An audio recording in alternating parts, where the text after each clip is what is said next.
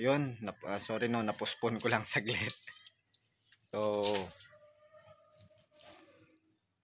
wait lang no. Medyo naglag.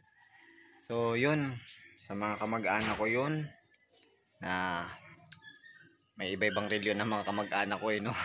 Hindi to patungkol sa reliyon no. Wala akong ano doon. Yun nga yung nabanggit ko na John 3:16, sorry na naputol ko.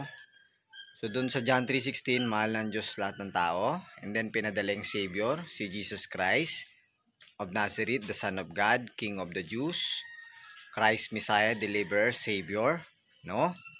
Ng mankind sa kasalanan. And then si Jesus po yung tanging daan po para magligtas sa atin sa kapamakan. Tinutukoy kasi ng John 3:16, tayo po mga tao makasalanan, sabi ng Bible. And then, ang mangyayari po, pag namatay ang makasalanan, pupunta yung kalo niya doon sa impyerno. Yun po iparusa natin sa Diyos sapagkat tayo makasalanan. Sabi po sa Bible, no? So, doon sa mga kamag-anak ko, ibig ko kayo maligtas ng Diyos. Yun din ang panalangin ko sa Panginoon. Sapagkat isang araw ko din, wala na din eh. Talagang alam ko sarili buhay ko, wala talaga ako ng pag-asa. So, yun lang alam ko na paraan para magligtas sa inyo sa impyerno, si Jesus. Panampatayan nyo ng buong puso.